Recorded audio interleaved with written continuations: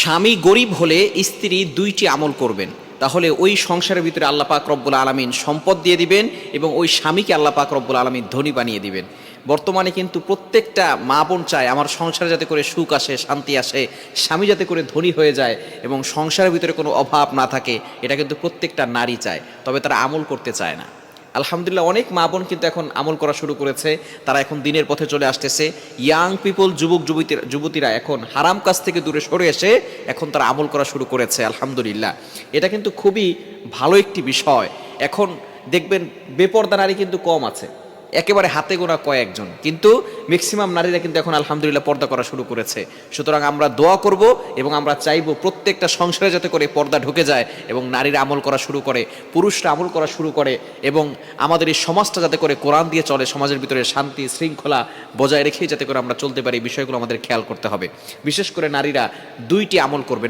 এক নাম্বার হচ্ছে মাগরিবের নামাজের পরে সূরা ওয়াকিয়ার তেলাওয়াত করবে। মনে রাখবেন, সূরা ওয়াকিয়ার তেলাওয়াত যেই ঘরের ভিতরে করা হয় মাগরিবের নামাজের পরে রাতের বেলা, ওই ঘরে কখনো অভাব থাকে না। ওই ঘরের ভিতরে আল্লাহ পাক রব্বুল আলামিন সম্পদে বরকত দিয়ে দেন এবং ওই ঘরের মানুষদেরকে আল্লাহ পাক রব্বুল আলামিন সম্পদশালী বানিয়ে দেন। বলেন সুবহানাল্লাহ।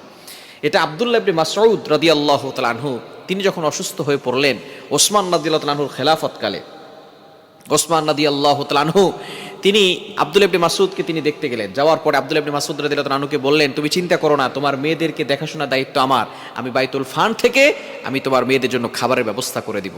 আব্দুল্লাহ ইবনে মাসউদ রাদিয়াল্লাহু তাআলা আনহু বলেছেন যে আমার মেয়েদেরকে বাইতুল ফান্ড থেকে খাবারের ব্যবস্থা করতে হবে না, কেননা নবীজি সাল্লাল্লাহু আলাইহি ওয়াসাল্লাম আমাকে এমন একটি সূরা শিক্ষা দিয়েছে যেই সূরা পড়ার ফলে আল্লাহ পাক রব্বুল আলামিন রিজিকের ব্যবস্থা করেন। আমি আমার মেয়েদেরকে কোরআন পড়া শিখিয়েছি, আমার মেয়েরা কোরআন পড়বে এবং আল্লাহ তাআলা নিজস্বভাবে কুদরতিভাবে রিজিকের ব্যবস্থা করে দিবেন। সেই সূরাই হচ্ছে সূরাতুল ওয়াকিয়া। মাগরিবের নামাজের পরে প্রত্যেকটা ঘরের ভিতরে সূরা ওয়াকিয়ার তেলাওয়াত দরকার। এই মেসেজগুলো বাড়িতে পৌঁছে দিবেন। আপনারা নিজেরাও পড়বেন, নিজে পড়তে না পারলে স্ত্রীকে পড়তে বলবেন, স্ত্রী পড়তে না পারলে মেয়েকে পড়তে বলবেন, মেয়ের যদি না পারে তাহলে ছেলেকে পড়তে বলবেন। অবশ্যই প্রত্যেকটা সংসারে আমরা যাতে করে এই সূরা ওয়াকিয়া তেলাওয়াত করতে পারি মাগরিবের নামাজের পরে, তাহলে সংসারে কোনো অভাব থাকবে না।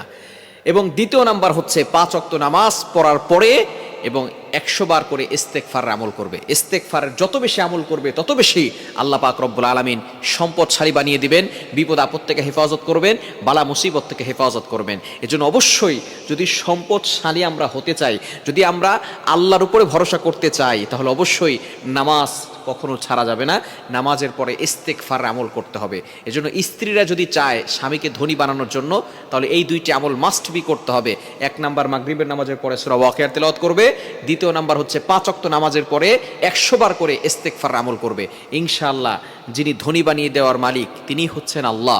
এজন্য ওই আল্লাহর প্রতি ভরসা রেখে আমল করবেন, দেখবেন আল্লাহ তাআলা সব কিছুর ব্যবস্থা করে দিবে।